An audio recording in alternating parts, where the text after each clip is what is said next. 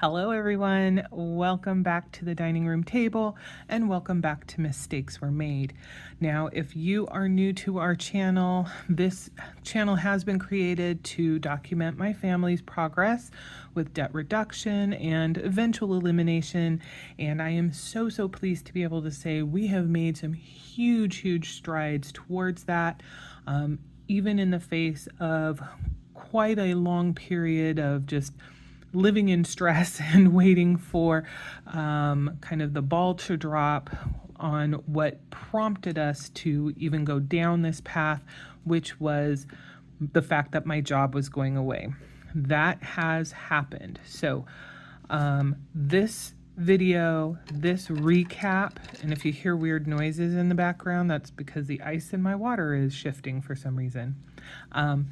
Anyway, this recap is going to be for the last pay period where I am receiving any standard paycheck from my former job. So we are already into a new pay period, which is covering the 16th through the 31st.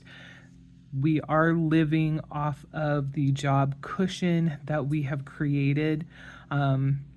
At least as far as what my share of the budget is concerned. My partner, fiance, Mr. M, he has a job. So we do have that as a steady income at this time. So that is definitely a blessing. So we definitely have a lot to get to. So we are going to go ahead and get started. All right, let me zoom in. And, just from jump, we've got a lot of differences from what we kind of budgeted or expected was going to happen. Part of that is due to how we determine what our income is going to be and the timing of when actual paychecks come through. Some of it is also because I was very far off on where I thought our debt situation was regarding Mr. M's car. We were much closer to having it paid off than I had thought. So there's a whole bunch of speculative stuff that we did during the budget with me that is really kind of not helpful at this point. The last big piece is we are going to be documenting our tax refund. We had to pay a little bit and we got a refund as well. So instead of doing a separate video where we kind of go through how we are allocating any tax refund funds, because we were in the incredible position to not need to parse that out to various debts like we needed to do last year. We just made the decision to kind of lump it all into the checking account and figure out what we were going to do with any monies left over at the end of the pay period, and just handle it that way. So with all that said, let's start putting some numbers to paper. So for Mr. M's paycheck, it ended up being $1,997.85. If you hear my voice kind of go in and out just a little bit, or I'm shifting around a little bit weirdly, it is because I have notes so that I have the accurate information. I do also want to advise, remind, whatever it is for whomever is watching at this time, that everything that I am documenting here has been done. This budget is completed, it is closed, so the numbers are the numbers. For my paycheck, it was $2,226.86. Between Mr. M and myself, we did end up at the end of the day with a $2,019 tax refund. And we had a sale, it might have been actually two sales, that resulted in $9.61. The buffer rollover from the previous pay period actually ended up being $200.23. So now let's do some calculating. 119,785 plus 2226.86 plus 2019 plus 9.61 plus 200.23. All righty. So that gives us an income total for the pay period of 64. Make that read a little bit better. 53.55. Not a bad number, not at all. All right, as far as our costs, we didn't have a lot of variation on this either. There's just a smidge to be documented. The normal, though I still have no idea why it does it, $874.99 for the mortgage. The rest of these are the same. This is a little bit awkward, actually. I'm trying not to make the paper too wrinkly. Not really succeeding very well. And 206.28. The other difference was the water bill, which once again, previous, I think not about 3 months ago now, because February and January, maybe December. And it was just January and February. The water bill has bumped up to $128.87, where before it was $126 and some change. I can't say for sure if we're using just that smidge more of water or not. I mean, obviously their records are saying that we did. I don't know. It's not a huge amount. I don't think there's a leak, even like a slow leak. So for now, we're just going to roll with it. Okay, so let's do the math again. $874.99 plus $17.99 plus $11.99 plus $129.25 plus $128.87 plus $255.75 plus $206.28 gives us a total of $16.25 and 12 cents. I don't know why I looked at my paper when it's right here. Okay, so now we're going to take this $16.25, we're going to subtract it from our total income of $64.53.55, which leaves us with, come on now, there we go, $4,828.43. Okay. So for our savings section, at least for the moment, since this is covering first pay period activities, we do not have anything that we put into the emergency fund as part of the budget. So we are just going to note the buffer rollover amount of $200. So just to keep everything consistent, we have subtracted that. Well, we added it to the negatives, so we are down to $4,628.43 for income. For our cash envelopes, our sinking funds, there were no changes, no ups, no downs. So basically what that means is any costs we had that fell within these categories, we had the funds to cover them if we even had any cost that would have needed to come out of there. So we are just going to map this information over, since it's all the same, nothing fancier, exciting here, which to me, I'm glad for that. I don't need to have a chaotic budget or situations like that. I very much prefer to have things nice and static and expected, so that we can kind of move forward as we predicted and all of that.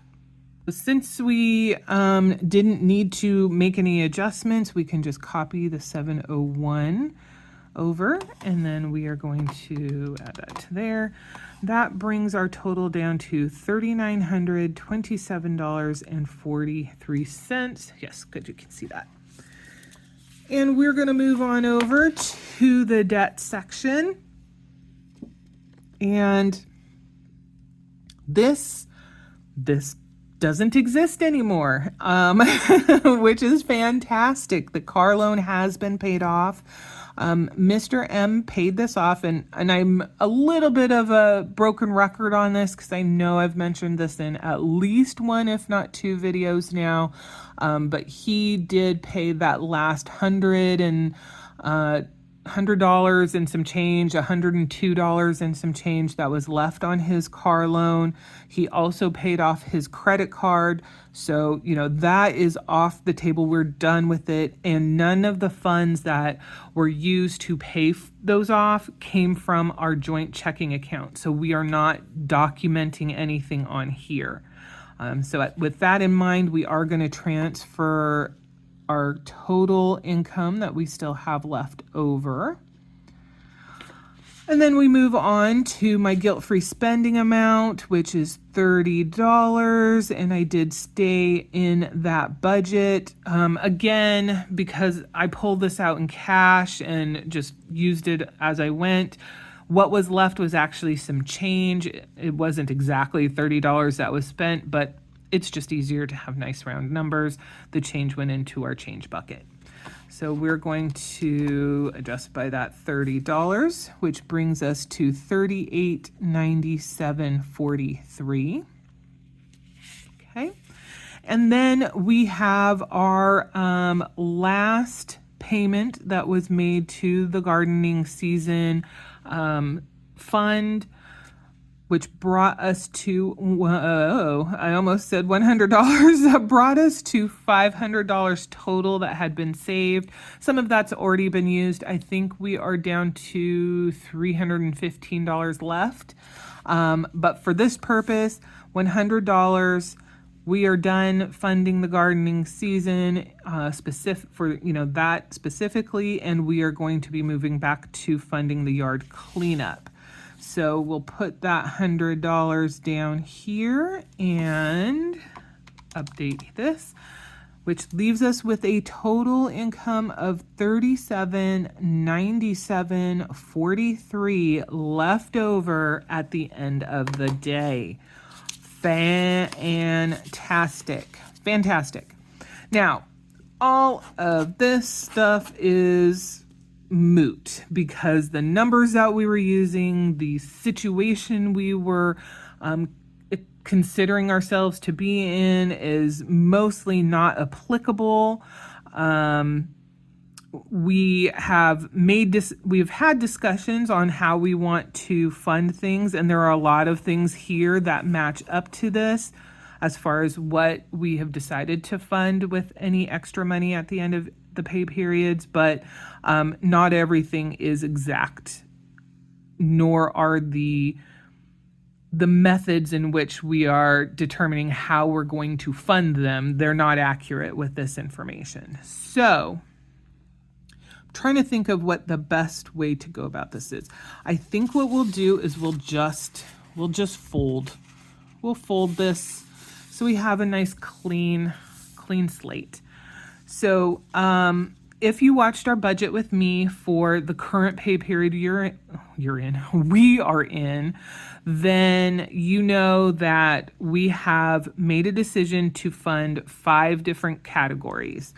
And that is, at least for right now, that is how we are going to handle any money that is left over, at the end of the pay period. Goodness gracious, what am I doing? I'm knocking things all over the place. So those categories are emergency fund,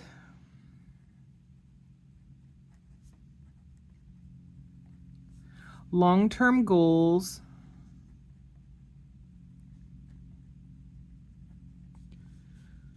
mortgage,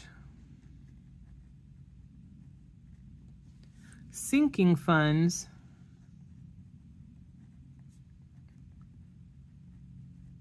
And within the sinking fund category, we are going to be funding 4 specific areas, which are car maintenance,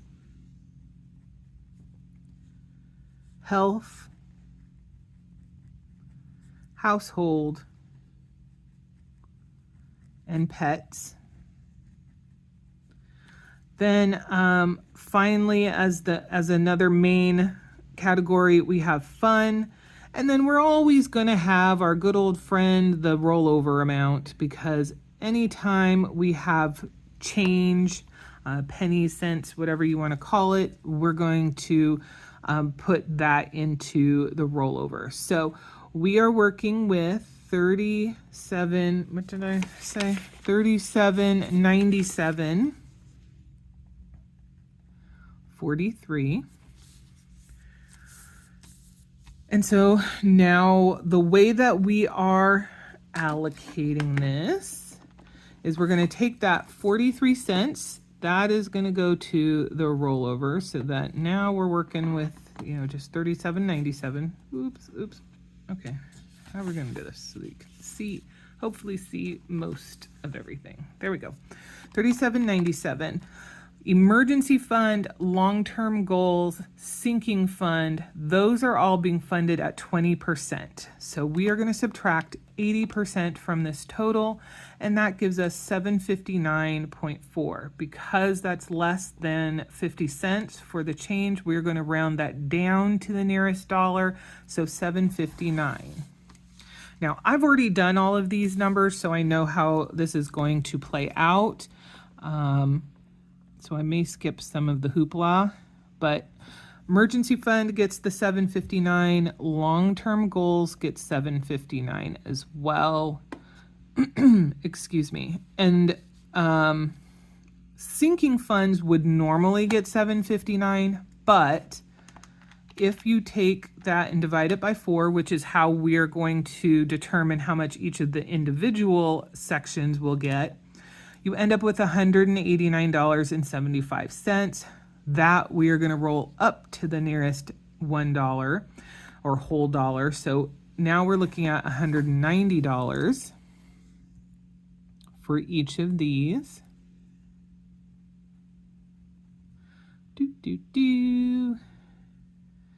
And 190.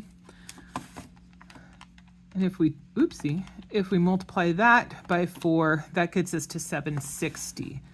So instead of 759, this total is going to be 760. All right, so we'll go back to our 37.97, making sure that's right, yep. And now mortgage is going to get 30% of this total. So we're going to subtract 70% out of that, and that gives us $1,139.10, which will round down to $1,139. Okay, so $1,139. Excellent. And so now the only thing that is left is the fun category, and that's just kind of going to be our cleanup category. So we'll take 37.97, subtract 759. Oops, there we go. Subtract it again for the second one, subtract 760, and then subtract 1139, and that leaves us with $380. So that is the amount that is going to that. Let's get these zeros here just because I don't know. Some of them have them, they all need to have them. All right, so that is where our money is going or has gone. We have already transferred $759 to the emergency fund. We have also transferred $759 to the long-term goals. However, or just for clarification purposes, this is funding the yard cleanup at this point. We'll go into kind of a little bit more of the details of how much we have for yard cleanup when we do our budget with me, or not our budget with me, our cash stuffing. The payment to the mortgage has been completed, so we were able to make an $1,139 principal only payment, which is fantastic. The two that are funded but we haven't actually done anything with, and actually I'll be doing that in the next video, are these two, the sinking funds and the fund category. And that is because these we did in cash. And one, because these sinking funds are handled in cash first and foremost. And then we decided having the fund category in cash just kind of made sense. So we would be able to draw from it easily if we wanted to go and do something that would use those funds, but also still keep that kind of limiter process that we have in place, so that we're not spending willy-nilly, which we might do if we are just going out and using like the debit card or something like that. So these two, we have taken that money out of the bank, and we are going to do some cash stuffing at the same time that we do our standard cash stuffing for the second pay period of March. Okay. Alrighty. So this is very exciting to me, at least. I'm very pleased with our start to, our tangible start to how we're going to be divvying out any money that we have at the end of the pay period. This is probably going to be the last time we have anything significant like this. I'm anticipating we will probably fall anywhere between $200 and I would guess maybe $600 at the high end going forward. But I will also put out there that is not including any income that's intending to come in from unemployment. I don't know what that's going to look like yet. It also does not take into account how things are going to change slightly with Mr. M's paycheck once he adjusts how much money is going to his checking account versus the joint checking account. That process has not happened yet. First and foremost, because here in March, he still did have costs that he was, paying off. But also, and I did explain this in the comments for a few folks who had asked questions about it. Also, he does have some car maintenance that needs to be done, and when he was looking at the costs for that, it wasn't super cheap.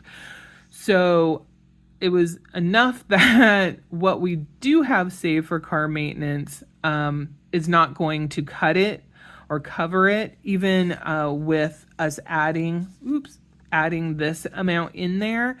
So what we decided was he's just going to keep the paycheck deposit situation the same for this month, possibly the same for next month as well. I think we figured that April would be the most that would be needed, but we'll have to continue to assess. With any luck, maybe it'll just be the first pay period that he would still need to have the money coming into his account, and then we'll change it over. There will certainly be some kind of delay between the time he lets his work know, hey, I want to change this distribution amount, to when it actually gets applied as well. So it'll be coming. It's just not here at the moment. And frankly, we're not really that concerned. But it will change, the dynamic just a bit, because we will be expecting to see higher income from Mr. M at some point in the future. Okay, so there is that. I did want to give a little bit of an update as well, since all of this happened in the first pay period. The 7th of March was my last day working. I did get my final paycheck on that day. I did a video, on that day about what to expect. I was not given the severance yet, because just the company policy and how they handle that. had to sign a severance agreement, and that was not provided until after I had been formally and officially terminated. So I did get that paperwork, I signed it, and then that payment was scheduled to come to me on my standard next paycheck date, so the 15th of the month. So that did come through, and so now we do have our official numbers of what is in the job loss cushion. So job loss cushion. All right, so for PTO, which this has already been disclosed, I ended up with $876.22. The severance, I don't know if I've advised on this or not. The days are kind of blurring together already. It ended up being $4,254.65. So just like with the PTO, I was a little bit I was a little bit high on what I expected to receive after they took taxes and all of that stuff out, but not terribly. I mean, it's not going to be a break the bank situation.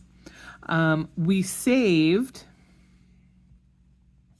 over the course of the last 18 months, $15,781.50. And then my final paycheck did have income for the week that I had worked, because I did work the 1st through the 7th. And we just decided that income, we were going to just put it into the job loss cushion and leave it at that. So I'll put paycheck, I guess, as the source. And that ended up being $1,006.83. And added all together, we have a cushion, we had a cushion of $29,919.20. Now, based on what my share of the budget is at this time, $2,200, that gives us a fair amount of runway. We have coverage to pay our bills, assuming nothing crazy happens, no unexpected high costs come through, nothing happens with Mr. M's job. If things just kind of go along as they have been going, and we stick within the budget we have created, then I don't know why I put a $sign there. We have 13.6 months worth of expenses available, saved up between all of these different sources. Again, this does not include any unemployment payments that I might receive. This also does not adjust the calculation based on Mr. M's portion of the budget coverage increasing, because he's going to shift some of his some additional income into the checking account, the joint checking account, the money that was being used to pay his credit card and his car payment off. So with that in mind, this will probably increase, the runway will increase a little bit. So there is that. But we're, based on just looking at this, I feel like we're in a pretty good situation. I am not counting my chickens, however. I do know that it is rough out there, and there are plenty of people, when I'm checking on like Glassdoor or LinkedIn, who are, discussing the difficulties that they're having, and the fact that they have been out looking for work for 8 months, a year and a half. So, this is fantastic for us to have, but it certainly does not provide any guarantees. I am hoping that I will be able to find something preferably in the first month or two of looking. That would be very ideal. Not only because then I can get back into the routine of having a job, we can start refiguring our budget and everything based on some steady expected income, but also because then that would open up these funds for us to utilize, either just transition it into our emergency fund to make that official, or utilize some of this money for some of our long-term goals. There's a few different things that we could do with having just a nice chunk of money available. But that is future. We'll have to see how things go. But that is where we are at this time. So I guess that's it. That is the end of my presentation for our pay period, the 1st through the 15th. As always, if you have any questions, if you have any comments, suggestions, things that you want to, communicate, please note those down below. Obviously, the decisions that we are making here aren't going to be the same ones that you might make in our situation, and that's just fine. I'm always open to hearing other people's ideas and thoughts. It does not mean, and please don't be upset, but it doesn't mean that I'm going to take the advice that people provide. Some things just aren't a good fit for where we are, what we want to do, and things like that.